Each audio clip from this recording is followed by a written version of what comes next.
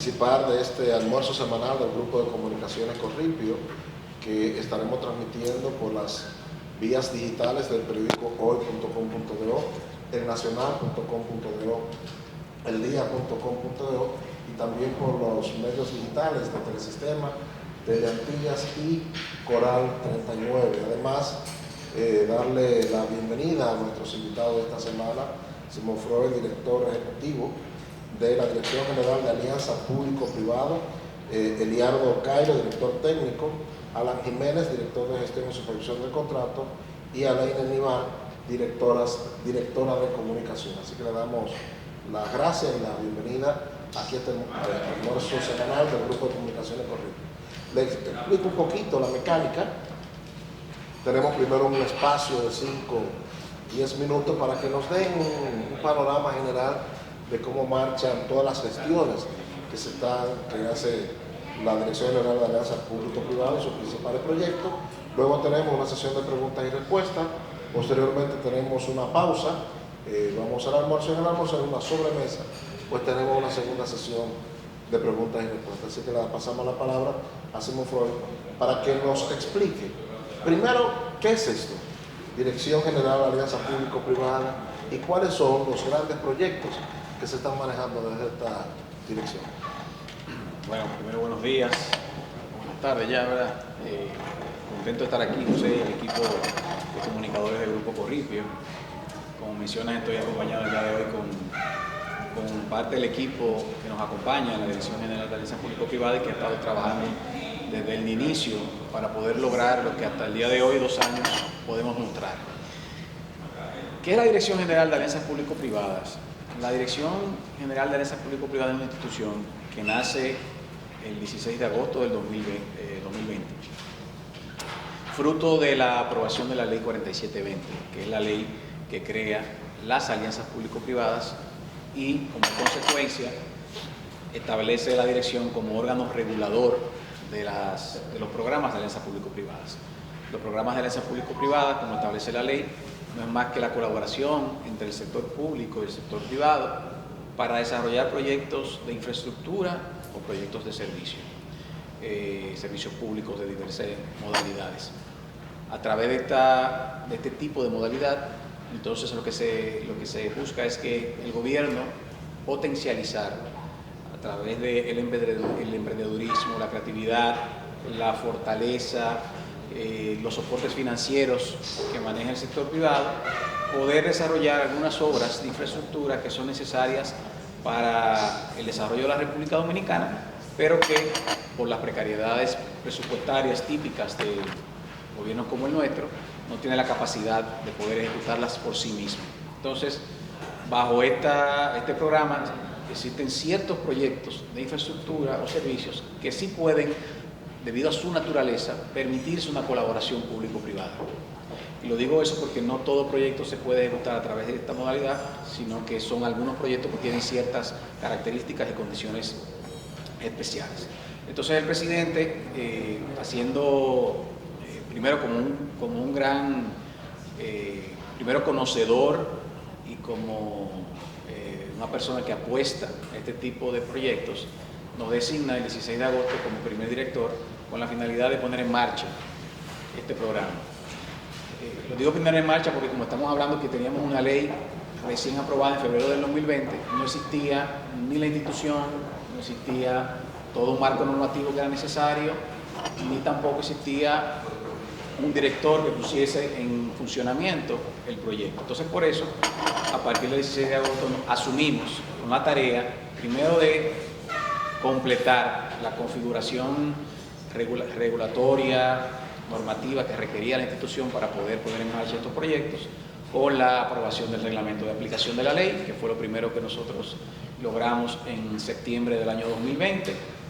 Con este reglamento aprobado ya entonces podíamos iniciar con lo que eran las demás, vamos a decir, documentación que se requería, o las demás herramientas legales que requeríamos como institución para poder estructurar proyectos de esta naturaleza, como metodologías, resoluciones que eran necesarias y todo lo demás. De igual manera, a partir del 16 de agosto, entonces, iniciamos la conformación institucional de la dirección, o sea, todo lo que es el aspecto de la existencia misma de esta, lo que conlleva crear una institución desde cero, a través de utilizando las herramientas que el Estado tiene a su cargo, como todo lo que son los aspectos de Contraloría, de presupuesto, de Ministerio de Administración Pública, Tesorería y demás. Y de igual manera, entonces, a la vez, llevar todos los recursos humanos que son necesarios para poder ejecutar los proyectos de alianza público-privada. Pero esto se presenta también con la realidad de que el presidente de la República, desde el 16 de agosto que asume posesión del cargo, identifica proyectos importantes para él y su gestión de gobierno que en su visión tenían que ser ejecutados mediante la modalidad de alianza público-privada. Por lo cual nosotros, concomitantemente con todo este trabajo que te hemos venido comentando, que veníamos haciendo el 6 de agosto, iniciamos también a la vez con la recepción, análisis, estudio, estructuración de los proyectos que ya comenzaron a ser recibidos en la dirección y que iban de acorde con la finalidad que el presidente de la República había anunciado en su toma de mando. Entonces, llevándote ya a los 2 años, podríamos decir que han sido 2 años de mucho trabajo, de mucho esfuerzo, de mucho aprendizaje, en el cual hemos podido, en un tiempo récord, tener ya 2 licitaciones en curso, haber declarado 4 proyectos como de interés público, estar trabajando en alrededor de 14 proyectos, haber recibido cerca de 20 proyectos y ya haber rechazado algunos de ellos también, porque no todos, como he mencionado, todos los proyectos son factibles para ser ejecutados bajo esta modalidad, y a la vez también fortalecer la institucionalidad, o sea, la institución a través de procedimientos también, ya poniendo en marcha procedimientos transparentes, eficientes, y poder crear un clima de seguridad y un clima de confianza por parte de los actores más importantes en la sociedad dominicana. Tanto nuestros compañeros del sector público, pero lo más importante, el empresariado. ¿Por qué? Porque el empresariado ha sido pieza fundamental para lo que nosotros hemos logrado hasta el momento, tanto local como internacional, porque de todos los proyectos que nosotros hemos mencionado, la gran mayoría son iniciativas privadas, es decir, que han venido de la mano del sector privado, como una muestra de confianza en el programa de alianzas público-privadas, en la gestión del presidente Luis Abinader y en la gestión de la Dirección General de Alianzas Público-Privadas. Y de igual manera también hemos establecido una credibilidad internacional porque hemos podido lograr grandes áreas de colaboración con organismos multilaterales como Banco Mundial, el BID, la CAF, el BCIE, que también nos han dado un gran impulso, un gran empuje en la estructuración de estos proyectos, pero también en el reconocimiento internacional que requiere la institución. Usted sabe que no todos los proyectos reúnen la característica para ser ejecutados en el marco de la alianza público-privada. Me gustaría saber cuáles son las características que debe reunir un proyecto para poder ser considerado como ejecutable dentro del marco de la alianza público-privada. Cualquier proyecto de alianza público-privada en el cual hay una inversión de capital por parte del sector privado y también requiere financiamientos, requiere recursos para la operación y el mantenimiento de cualquiera de estos proyectos, debe tener algún tipo de sentido de lógica financiera, de viabilidad financiera, en el cual, por lo general, el usuario a quien va destinado este proyecto tendrá la mayor carga de lo que debe ser ese repago de la inversión, del pago del financiamiento, la operación y mantenimiento. Para permitir que el Estado no cargue con ese componente de pago financiero, de uso financiero de la obra. Hay proyectos que por su naturaleza permiten esa modalidad. Por ejemplo, un proyecto de puertos, un proyecto de aeropuertos, que con las tasas en las cuales se pueden generar para el usuario que hace uso de las mismas, entonces le da sentido financiero al proyecto y también genera un clima de bancabilidad favorable, en el cual todos estos proyectos requieren de mucho financiamiento en gran medida. Pero hay proyectos en los cuales también su naturaleza o su concepción no están destinados a ser alianzas público-privadas porque tienen más afinidad con un proyecto que tenga que ver con una obra pública tradicional. O sea que son proyectos que el Estado, en principio, haciendo uso de los recursos del Estado, como su objetivo fundamental es proveer servicios públicos, lo hace de manera directa, más fácil, a través de presupuesto general. Para yo ponerte una comparación, para que tú comprendas dos proyectos similares, pero por qué uno puede ser de naturaleza de APP y otro no. Vamos a poner el ejemplo de un acueducto. Un acueducto en una zona en la cual, por la naturaleza de los usuarios que van a recibir el servicio de agua potable, los mismos tienen capacidad de pago. Estamos hablando de algo ficticio, ¿verdad? No es algo puntual. Tienen capacidad de pago, de poder pagar el servicio de agua, y con ese pago de la tarifa del servicio de agua, entonces el operador, el que construyó el acueducto, el agente privado, entonces puede recibir su retorno de capital, pagar los financiamientos, brindar una operación eficiente hacia esos usuarios. Pero imagínate que ese mismo proyecto de agua potable es una zona en la cual existe un índice de pobreza muy alto, o también es una zona en la cual no existe una composición urbana tan densa, lo cual no permite que el cobro a los usuarios pueda ser sostenible el proyecto de acueducto. Entonces ahí, en este tipo de proyectos, por lo general, el gobierno tiene que venir con la mano del gran proveedor social, ¿verdad? Y hacerlo a través de obra pública tradicional, en el cual salen los fondos del presupuesto nacional, sin espera de que haya un retorno a cambio económico a favor del Estado. Yo creo que el gran proyecto, sí, Emilio. Me gustaría algo antes de que se hablaste de que algunos proyectos han sido rechazados, y uno precisamente de los proyectos que con más entusiasmo se habló fue la carretera de Lámparas, pero aparentemente se ha enfriado ese proyecto, y que me gustaría saber qué era, si es que no fue viable. Llegamos rápido a Lámparas.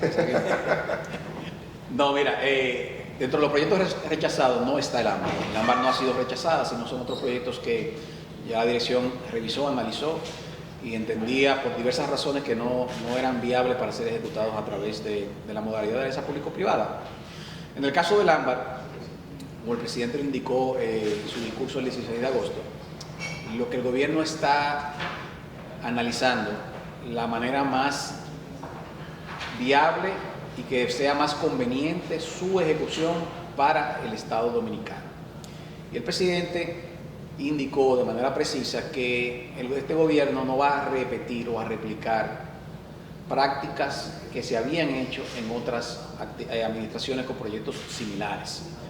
Esto no quiere decir que el proyecto como tal tenga esa visión o tenga esa finalidad, sino que un proyecto como como la autopista del AMBA requiere de que gran parte del pago, el repago que venga, lo que estábamos hablando, venga de los usuarios de la carretera, es decir, de los vehículos que transiten en la misma.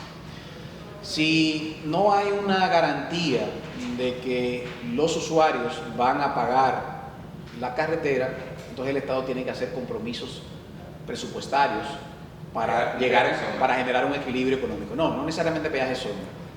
Hay muchas modalidades para esto. El ingreso mínimo garantizado, que es como se le denominaba el peaje sombra, es una de ellas.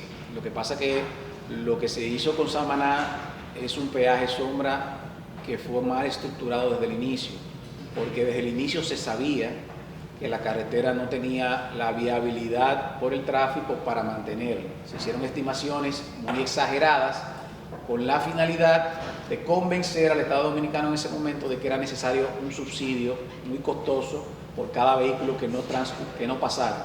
Si no lograban los 30.000 vehículos de estimación, por cada vehículo que no pasaba el Estado tenía que pagar una estimación muy alta, que era irreal. Entonces se generó un subsidio sumamente cuestionable y que era muy gravoso para el Estado Dominicano. En el caso de la autopista del AMBA, los estudios no indican que se requerirá esos grandes aportes de esa manera. Lo que nosotros estamos estructurando es ver de qué manera el gobierno dominicano puede apoyar el proyecto, porque es un proyecto importante para el gobierno dominicano, haciéndolo de la manera más transparente, eficiente y que sea lo menos gravosa para el Estado dominicano. Ustedes pueden estar tranquilos que lo que ocurrió con el peaje sombra de Samaná aquí no va a ocurrir, sino que la decisión que tome el gobierno dominicano de qué tipo de aportes hará, si se harán aportes directos a la construcción o aportes a un pago de financiamiento, pero nunca será bajo la modalidad de que se hizo con Samaná. Es un proyecto que sigue en pie, es un proyecto que se sigue analizando y todavía estamos haciendo revisiones de las diferentes opciones posibles y tendrá que haber decisiones en las próximas semanas o meses sobre el mismo. O sea que lo que se anunció será modificado para poder ejecutarse. No, lo que se anunció, el presidente lo que ha anunciado, y nosotros también en nuestra capacidad de director, es que hay un proyecto de alianza público-privada denominado Autopista del Ámbar, que tiene como finalidad conectar Santiago con Puerto Plata en un tiempo de menos de 25 minutos, que constará de un peaje, el cual un peaje deberá ser razonable, y que en la misma será una infraestructura consona con el siglo XXI, a doble carril, con túneles, para poder hacer el trayecto más corto. Eso no ha cambiado, eso no ha variado ni variará. Aquí lo que nosotros estamos es estudiando cuál es la modalidad financiera para que el proyecto sea posible su ejecución y sea viable su operación y su mantenimiento, porque lo más importante en los proyectos de alianza público-privada es que se debe garantizar que luego porque construir la carretera es una tarea ardua, pero lo más complejo no es construir la carretera, es operarla y mantenerla de manera eficiente. Y eso solamente se hace con una operación financiera que permita sostener con los ingresos esa operación y mantenimientos menores y mantenimientos mayores, para que no ocurra lo que típicamente ocurre con las obras que son ejecutadas por obra pública tradicional, en la cual el Estado la construye, no hay un mantenimiento eficiente y entonces las mismas entran en deterioro. O sea, eso es lo que nosotros estamos trabajando, es el tema de la modalidad financiera que se llevará a cabo, pero el proyecto en sí no ha cambiado. Inicialmente, eso impacta obviamente el cronograma de trabajo. ¿Cuándo entienden ustedes, en base a esta reformulación que están haciendo, que pudiera estar lista entonces esa autopista? Porque se había dado un plazo en un momento, imagino que ya se altera. Efectivamente, Milicia, como tú dices, lo que se ha modificado es el tiempo de ejecución, ya que teníamos previsto que la misma fuese licitada ya en el primer trimestre de este año. Aquí no es importante el tiempo, yo creo que aquí lo importante es que se haga bien, que se haga transparente, que sea sostenible y que el Estado Dominicano no salga lesionado, que sea un proyecto que vaya en beneficio de la sociedad. Si tenemos que tomar más meses en análisis, en estudios, lo tomaremos. El tiempo no será un factor para que nosotros aceleremos y hagamos un proyecto que no podamos nosotros en 5 o 10 años mostrar como que fue un logro del gobierno del presidente Luis Abinader, como un modelo específico, especial de APP que debe ser replicado en otras partes, no solamente en la República Dominicana, sino en otras partes del mundo. yo voy a hacer la pregunta clásica con la que empezamos esto, con la que debemos empezar a hablar de alianza público-privada, que es Pedernales. Primero quiero que me dé un panorama de cómo va Pedernales. Pedernales iba antes que Lámpara, porque Emilio se desespera. Sí, exacto, Emilio se desesperado, ¿no es verdad?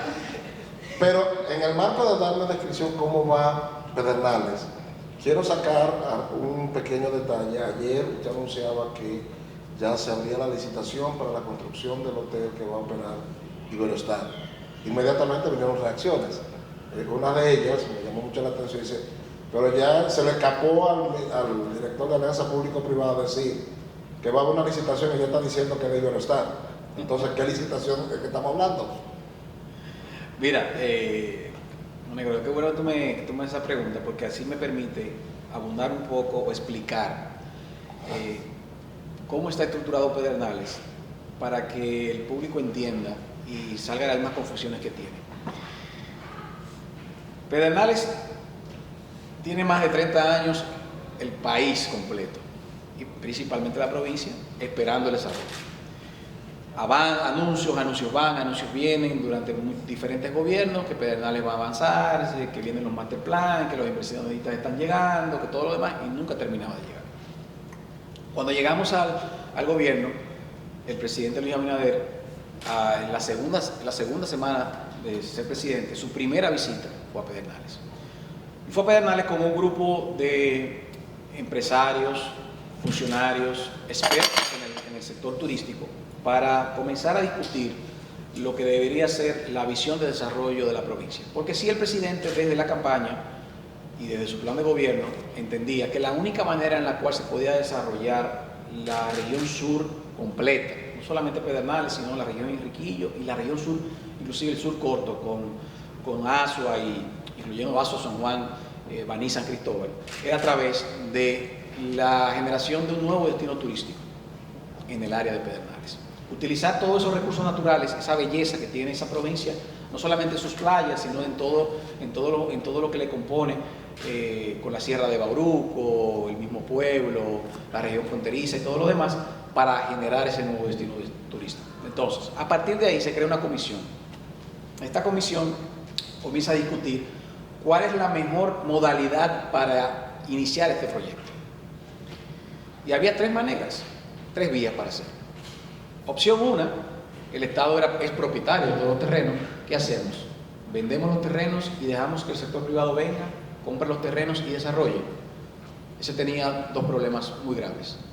El primer problema era que después de tantos años nosotros luchando por la tierra de Pedernales, por el fraude que se cometió, salir a vender la tierra de Pedernales o las playas de Cabo Rojo, iba a ser, la sociedad no lo iba a comprender. Pero el segundo problema y el más importante es que la venta de esos terrenos a empresas privadas, lo que iba a provocar es que esas empresas privadas, hasta que el Estado no invirtiera en las obras de infraestructura que sean necesarias para desarrollar un polo turístico, no iban a hacer ni siquiera una habitación. Entonces lo que íbamos era a replicar lo que había ocurrido durante los 30 años, en el cual no iba a haber desarrollo, pero ya con tierras en manos del sector privado. La opción 2 es que el Estado invirtiera sus recursos para hacer todas las obras de infraestructura y los hoteles y operara eso. Esa opción tampoco tenía una gran limitante. ¿Cuál es? Primero, la falta de recursos por parte del Estado Dominicano para hacer las inversiones de cerca de 1.400 millones de dólares que requiere la primera fase. No existen los recursos. Pero también el Estado no tiene la vocación de ser un operador turístico. No tiene, para generar un destino, tiene que entrar las especialidades de los profesionales que manejan este tipo de cosas. Entonces, la tercera opción era, ¿cuál era? Hacerlo mediante una modalidad de alianza público-privada en la cual se asociase el sector público con el sector privado, que cada uno de estos pusieran lo mejor que puede dar, sus activos, sus recursos, para poder entonces impulsar este desarrollo turístico en un corto y mediano plazo. Porque estamos hablando que generar un destino turístico de esta naturaleza, desarrollado de la manera tradicional, te puede tomar hasta 30 años. Ese es el mejor ejemplo de Casa de Campo, el mejor ejemplo de Punta Cana, que ya han llegado a su madurez luego de 30 años de desarrollo. Pero nosotros no podíamos pedirle a la región sur que esperara 30 años. Teníamos que buscar la manera en la cual, en un corto plazo, o sea, es decir, en 5 años, mediano plazo, 8 años, ya existiese un impacto en toda la región. Por eso se crea entonces el Fideicomiso Pro Pedernales. Y el Fideicomiso Pro Pedernales lo que busca es, como vehículo, dinamizar y agilizar esa concepción que se creó por parte del gobierno dominicano. ¿A través de qué? De la aportación de parte de la tierra que tiene el Estado Dominicano en esa zona al fideicomiso y el aporte de capital para comenzar a trabajar las obras de infraestructura que son necesarias para el desarrollo de esa zona, como electricidad, como hablábamos fuera del aire, agua, infraestructura vial, que no existían en Pedernales, o que todavía estamos en fase de construcción.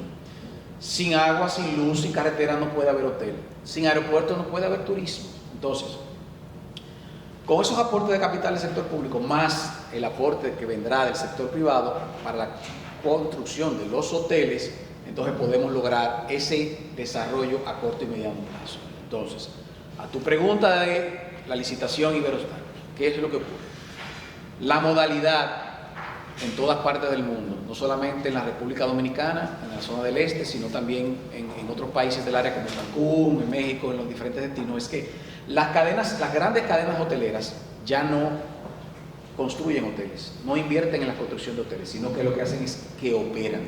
Debido a los últimos años, al cambio de los mercados, al uso eficiente de los recursos, estas cadenas hoteleras lo que hacen es su marca, que son marcas fuertes, que son marcas que tienen un peso, que generan flujo turístico, la ponen en una operación hotelera y buscan un socio de capital que construya los hoteles. Entonces, los hoteles son propiedad del inversionista, pero quien los opera son los hoteles, son las cadenas hoteleras como Marriott, Iberostar, Hilton y las demás. La naturaleza en Pedernales es igual, o sea, la inversión que se hará se hará de los hoteles a través del capital público-privado que nosotros estamos trabajando, y las cadenas hoteleras serán quienes operarán esos hoteles. Lo que nosotros lanzamos el lunes fue la licitación de la construcción del primer hotel en Cabo Rojo. Ese primer hotel en Cabo Rojo, sobre la base de un procedimiento que hicimos ya hace varios meses atrás, en la cual seleccionamos 6 grandes cadenas hoteleras, será operado por la cadena Iberostar en base a ese procedimiento que hicimos. No fue que nosotros le asignamos el hotel Iberostar y que Iberostar es el dueño del hotel. No, el dueño del hotel es el Fideicomiso Propedernales. Quien operará el hotel es Iberostar como cadena conocedora del sector turístico y generadora de turismo no solamente en la República Dominicana, sino a nivel mundial. Para ver si estoy entendiendo, la construcción de la infraestructura, de la planta física del hotel, va a hacerlo el Fideicomiso Propedernales. Va a poner la plata el Fideicomiso Propedernales para construir ese hotel, ¿cierto? Correcto. Y luego de que ese hotel esté construido, lo va a operar Iberostar. El caso puntual de ese hotel, sí. ¿Cuánto es la inversión de ese hotel que se va a construir? Ok, mira. Las características. Sí, este primer hotel que estamos licitando es un hotel de 580 habitaciones. La licitación, el precio de referencia oscila, si no me equivoco, ¿cuánto? Son como unos 120 millones de dólares. 120 millones de dólares, o sea, alrededor de 6 mil millones de pesos. Esos 6 mil millones de pesos, entonces, el Fideicomiso Propedernales será quien lo proveerá a la empresa constructora que salga beneficiada de la licitación. Una vez el hotel haya sido adjudicado a esa empresa constructora, la cadena hotelera comenzará a acompañar a esa empresa constructora para lo que deberá ser el tipo, o sea, hay un diseño que se ha hecho con arquitectos que nosotros hemos contratado, que tienen ya meses diseñando ese hotel, bajo la égida y bajo los estándares de la cadena Iberostar en este caso.